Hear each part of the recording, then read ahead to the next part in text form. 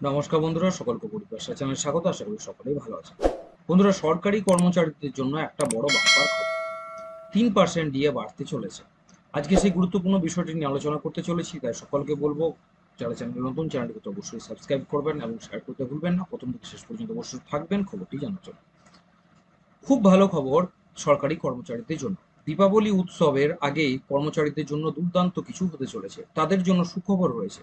ধনতেরাসের আগে কর্মচারীদের জন্য মহার্ঘ ভাতা ঘোষণা করা হবে। সেক্ষেত্রে যোগ হবে বাড়তি বেতন। অক্টোবরের শেষ সপ্তাহে সপ্তম বেতন কমিশনের অধীনে মহার্ঘ ভাতা বৃদ্ধির অনুমোদন দেওয়া হতে পারে বলে জানা যাচ্ছে। এমতাবস্থায় বেতনে বড় বৃদ্ধি হতে চলেছে কেন্দ্রীয় সরকারি কর্মচারীদের জন্য। 3% মহার্ঘ ভাতার ঘোষণা করা হবে।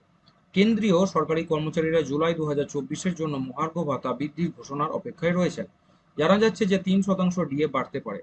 এখন কেন্দ্রীয় সরকারি কর্মচারীরা 50% হারে মহার্ঘ ভাতা পাচ্ছেন। এর সঙ্গে 3% আরও যোগ করা হবে বলে ডিএ বেড়ে হয়ে যাবে 53%। এবার এই 53% ডিএ বৃদ্ধি হলে কত বেতন বাড়বে সেটা চলুন জেনে নেওয়া যাক। 3% ডিএ বাড়ানোর পর কর্মচারীদের বেতনও বেড়ে যাবে বেশ কিছুটা। মহার্ঘ ভাতা হিসাব করা হয় মূল বেতনের অনুযায়ী বা বেসিক পে অনুযায়ী। বর্তমানে মহার্ঘ ভাতা এবং মহার্ঘ ত্রাণ 50% হিসেবে পাওয়া যাচ্ছে। ডিএ বৃদ্ধির সঙ্গে সঙ্গে বেতনও সরাসরি বৃদ্ধি পাবে। কিন্তু ডিএ সরাসরি 3% বাড়লে কত টাকা পাওয়া যাবে, আপনি তার হিসাব কি করে চেক করবেন চলুন একটু দেখে নেওয়া যাক।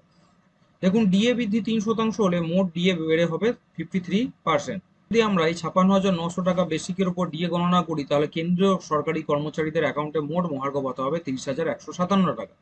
সুতরাং 56,900 ইন্টু 53/100 করলে বোধ 30,157 টাকা বেরিয়ে আসবে।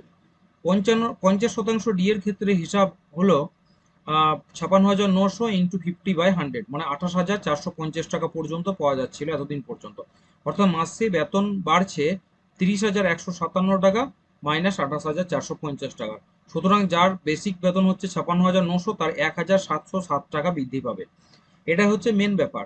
এবার বিভিন্ন যাদের বেসিক পে বিভিন্ন বিভিন্ন আছে, তারা কিন্তু এই হিসাবেই তাদের কতটা বৃদ্ধি হলো বের করে নিতে পারবেন। মহার্ঘ ভাতা ঘোষণা হলে 50 লক্ষেরও বেশি কেন্দ্রীয় সরকারি কর্মচারী এবং 65 লক্ষেরও বেশি পেনশনভোগী উপকৃত হবেন। এটি 1 জুলাই 2024 থেকে বাস্তবায়িত হবে। অক্টোবরের শেষ নাগাদ এর ঘোষণা হতে পারে। এর আগে 2024 সালের মার্চ মাসে মহার্ঘ ভাতা 4% বৃদ্ধি করা হয়েছিল।